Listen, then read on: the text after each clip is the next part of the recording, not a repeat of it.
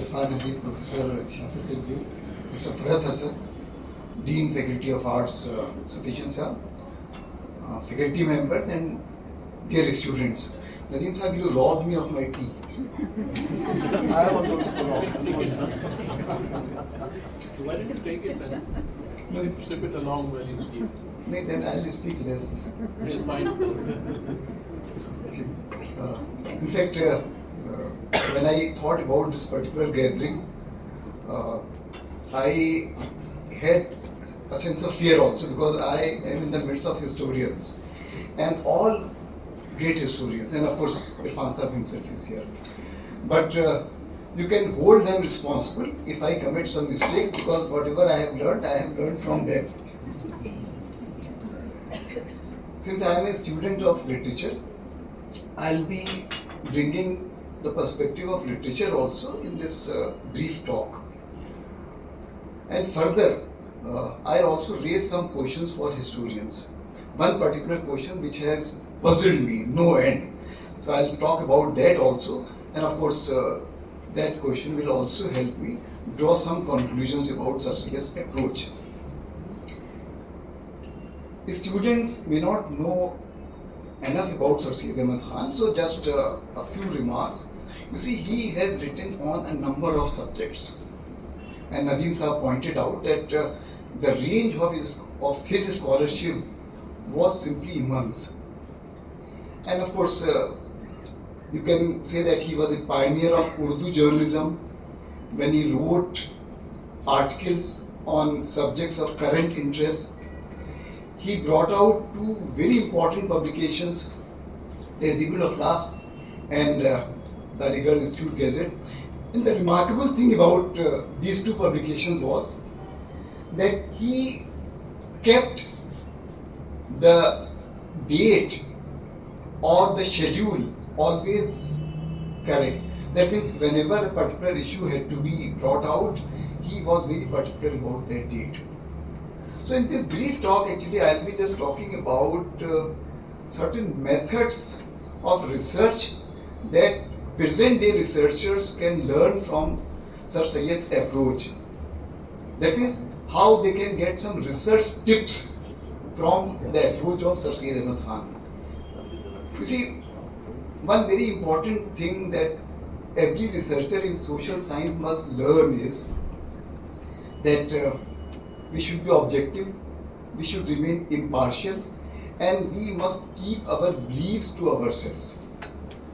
So if you see, for example, writings of Sir Syed, especially his writings on a range of subjects, you will find them remarkably restrained. That means that tone of restraint you can see in his writings. And similarly, the question of belief, it's a very important question. T.S. Eliot talked about the question of belief and how, for example, writers handle their beliefs. So if you read Sir Syed, for example, he makes it obvious in many of his writings that he is talking from the position of a believer, but he is not talking from the position of a blind reviewer, a blind believer who is not able to see the point of view of other persons. And here this particular thing is also important. As a researcher, when you quote somebody else's opinion, you may not agree with that opinion, but you do try to enter the shoes of that person. That means first you understand what the other person has said, and then you agree or disagree with that person. We talk about creative agreement and creative disagreement. That is the hallmark of research in social sciences and literature. So you can see this particular quality in Sir Syed Ahmad Khan, entering the shoes of the other person and then try to see the point of view of the other person, and then of course offering a rejoinder or offering a kind of creative agreement or disagreement. Now this particular thing is most obvious in his very famous book, Life of Muhammad. Life of Muhammad. Now, something that has puzzled me about this book is that this book was written as a kind of rejoinder to Sir William Muir's book, The Life of Muhammad. That was the book. Now the question actually that puzzled me was, Sir William Muir's book came out in 1861 and two volumes of this book appeared before 1858. Before that, many parts of this book also appeared actually in serial form.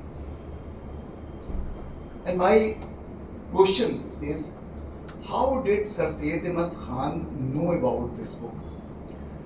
Now, Sir Syed Ahmad Khan's knowledge of English was slightly better than Nadeem Sahab's knowledge of French. So I don't think that at that time Sir Syed Ahmad Khan, and of course what was the objective behind the establishment of Aligarh Muslim University, and that actually that will come up 15 years later, English education. So in 1860, how many people in India would have comfortably read this particular work in English? And leave alone in India, in the Muslim part of the world, how many Muslims, for example, would have studied that work in English? Now, one particular opinion has come from Suraya Hussain Sahiba that he got this particular book translated into Persian first. I would allow a professor of Urdu her use of fancy. I don't think that this was such a small thing that a translation in Persian will remain hidden from the view. So I just set aside that opinion. I just bring another article that Sir Syed Ahmad Khan wrote in the Aligarh Institute Gazette. He pointed out that many things which British people do, and he specifically talks about two things. One, their policies about taxation, and the other, something about religious matters. He said that when these things actually are there, usually these things are blown out of all proportion and they appear everywhere. So my actually conjecture was that when all those things appeared, or when those extracts appeared, or articles appeared on this book in newspapers and other places, so certainly Sir Syed was a very aware person, and he became familiar with them. Of course, he also had Syed Mahmood to help him and others also, but it was impossible for him to have read that book. Now the second part. Second part is that he wrote that rejoinder. And when he wrote that rejoinder, actually when you read William Muir's book, and I am very thankful to the Department of Islamic Studies that they made that book available to me. Now, if you read William Muir's book today, I'll see that it still appears a very good read. It is written in a very good style, very racy style, and all references are also there in place. And basically, Muir has talked about 4 different kinds of sources in his book. One, he talks about Quran, Hadith, then of course contemporary literature, and then of course Arabic poetry. And he has also given a very fine subtitle to his book, From the Original Sources. So when Syed Ahmad Khan writes his rejoinder, first of all let us say that his life of Muhammad is not strictly speaking a rejoinder of all points that William Muir has made. There are essays, 12 essays in all in that book, and those essays are on different subjects. But he does take up some of the points that William Muir has taken. And I would say, and this is also something that you can learn, he begins praising William Muir. So in that respect, actually, his approach is very similar to the approach of Shashi Tharoor. He would first praise his opponent and then of course he will disagree. So in this book also, Sir Syed Ahmad talks about many important books, many important biographies, and then of course he talks about this book. Now furthermore, when William Muir has given a subtitle to his book, From the Original Sources, Syed Ahmad Khan actually attacks his use of sources, and he picks one particular source, Al-Waqidi.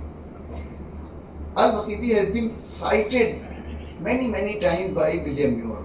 And Syed Ahmad Khan talks about Al-Waqidi as a very unreliable source. And an unreliable source not only in his opinion, but also in the opinion of all Islamic scholars. So there is a lesson for students of history and literature that when you read any book, also see the sources. How reliable are those sources? How authentic are those sources? And if you can attack those sources, you can very easily demolish the thesis of someone. That is one very important point. Now, something else about this, and in fact, I noted, of course, Sir Syed Ahmad Khan has not noted this because I know that if he had read the whole book, he would have noted this point also. When you read, for example, William Muir, and one fact is very important that that book was written at the instance of one missionary. So when you read that book, despite the apparent objective tone, you can see that kind of spirit of a missionary, that kind of we and they vocabulary, and often very evaluative kind of vocabulary. You see, historians are not supposed to use very evaluative kind of vocabulary. But William Muir's book has that kind of evaluative vocabulary. But here I will just leave this discussion behind. I will just move to other points by just taking one particular point from this discussion, that Sir Syed Ahmad Khan attacked sources which were used by William Muir, and he also adopted a very, say, restrained tone in writing this particular book. I'll just talk about some other very important techniques that our researchers can learn from his work. You know that Sir Syed Ahmad Khan travelled to England, and there the account of that travel can be seen in his book. He travelled to London, which has been translated also into English. Now, if you read that book, first you see that he is talking about his journey. He is talking about his experience at different stations, for example, in India. He is talking about his experience, for example, of Bombay, and then of course England, and of course later he also happened to see some French paintings and all. Now, when we see, for example, the work done by ethnographers, I'll say that you can see the use of ethnographic method in an elementary form, of course. And more recently, you see that ethnography is not simply confined to distant lands. Ethnography can also be used to talk about different kind of lands and also indigenous lands. So when he talks about different practices, for example, in Bombay, it is a kind of elementary use of indigenous ethnography. Similarly, when he talks about different places, then there is that concept of multi-local ethnography, where he is talking about different cities and different places. And another interesting concept from ethnography, micro-ethnography, which is usually a study of some specific sites. So when Syed Ahmad Khan talks about schools, when he talks about universities or education system in England, from which he learned a great deal, this can well be a very interesting example of micro-ethnography. Now, something else is also very interesting here. We know that he was greatly mesmerized by the progress that England had made. Greatly mesmerized. And you can see, for example, that element of wonder in his writing, in his tone also. Usually, ethnography is also blamed for constructing knowledge about distant lands, especially it is a kind of weapon in the hands of colonizers. But here, Sir Syed Ahmad Khan actually is talking from the position of a marginalized person. The book and his visit actually took place in 1870 and 1871. And it will be very interesting to compare the perspective of a marginalized with the perspective of a very confident nation like United States of America. Mark Twain wrote The Innocents Abroad, which came out in 1869. And interesting thing is that in that book, Twain makes fun of Greece and old civilization.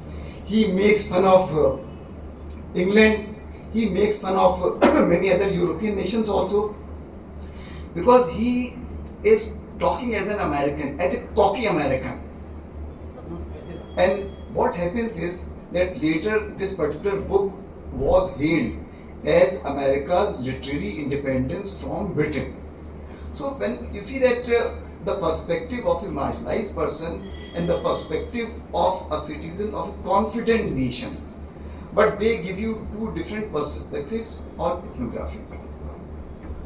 Irfan Saab is here, and Asar Sanadi was just mentioned by Nadeem Saab, and another very important book, Jam Jam, and Irfan Saab has in fact talked about that book as books where Sir Syed Ahmad Khan also gives proper references, and Nadeem Saab spoke at length about it. So I will not speak about that, but I will also mention one last point. You see, these days you see books coming out dime a dozen, and this particular, I also want Shafi Saab's attention to this particular fact. If you read Life of Muhammad, Sir Syed Ahmad Khan was very particular about the use of English in that book.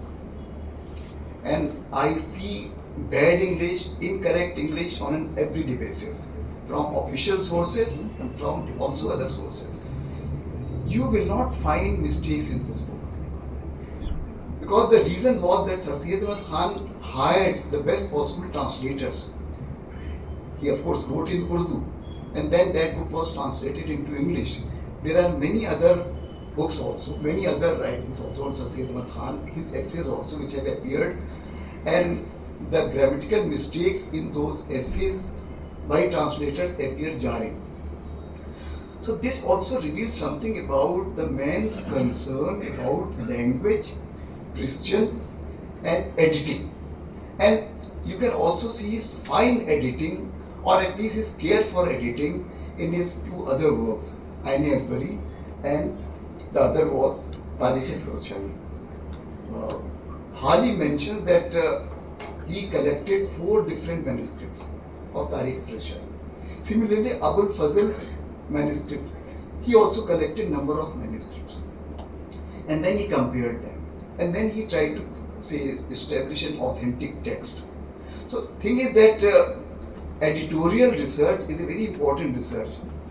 You know that many texts which were attributed to Shakespeare, now those texts have been withdrawn also, and many texts which were attributed to Shakespeare's contemporaries, they have been now attributed to Shakespeare because of that tremendous work in the field of editorial research.